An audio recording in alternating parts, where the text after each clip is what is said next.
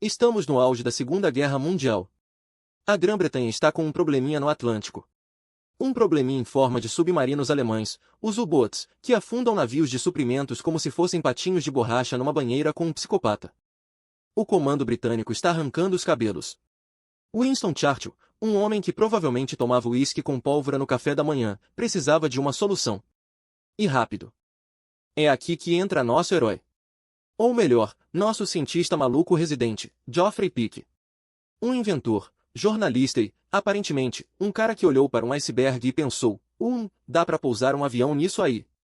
Peake envia um memorando de 1000 páginas para o quartel-general de operações combinadas com sua ideia genial, vamos construir um porta-aviões gigante. Feito de gelo. A reação inicial foi, previsivelmente, algo como, Geoffrey, você cheirou mercúrio de novo? Um navio de gelo? Ele derrete, seu gênio. Mas Peake tinha um truque na manga. Não seria gelo comum. Seria uma super substância, um material milagroso que ele mesmo inventou, o picrete. O que é picrete, você pergunta? É a receita da vovó para a dominação mundial, 14% de serragem ou polpa de madeira e 86% de água. Congele isso e, voe lá. Você tem um material com a dureza do concreto, que derrete muito, mas muito lentamente, e ainda por cima flutua. É basicamente o adamantium dos pinguins. A serragem age como uma fibra de reforço, impedindo que as rachaduras se espalhem, e a estrutura toda isola o interior, retardando o derretimento. A ideia maluca de repente, não parecia tão maluca. A proposta caiu na mesa de Lord Mountbatten, o chefe de operações combinadas.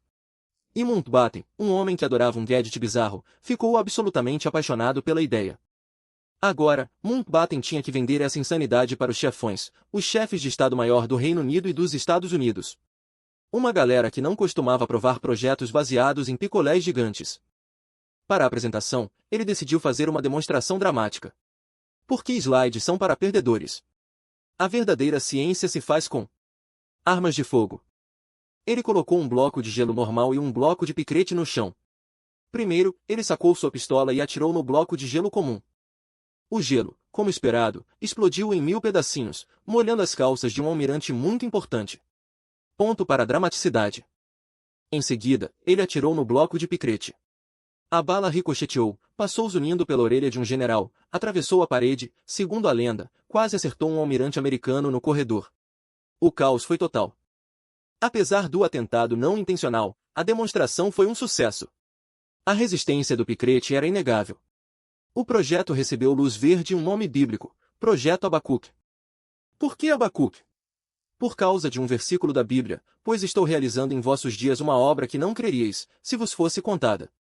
O que é uma forma poética de dizer, vocês não vão acreditar nessa *rada.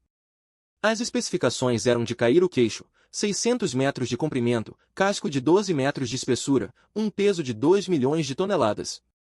Seria uma ilha flutuante, um iceberg militarizado. Uma equipe de engenheiros e cientistas foi enviada para o lugar mais frio e miserável que encontraram, o Canadá. Especificamente, o Lago Patrícia, em Alberta.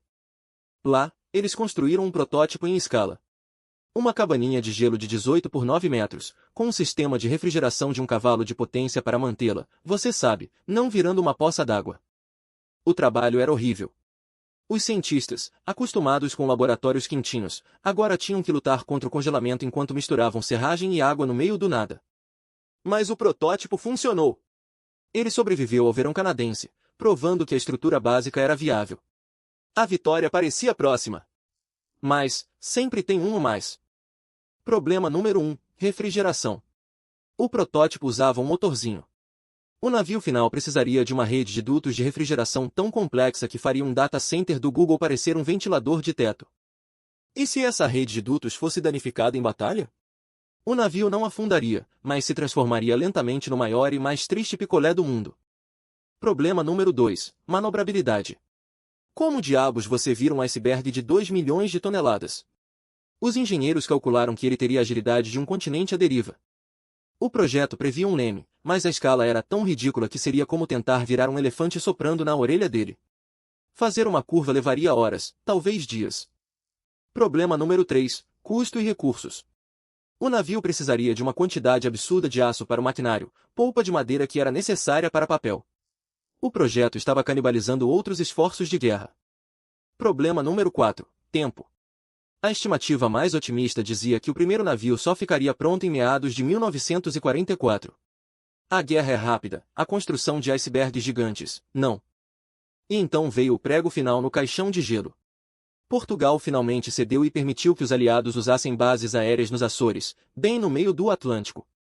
Com as bases nos Açores e o desenvolvimento de aviões de patrulha de longo alcance, a necessidade de uma ilha flutuante para reabastecimento simplesmente evaporou.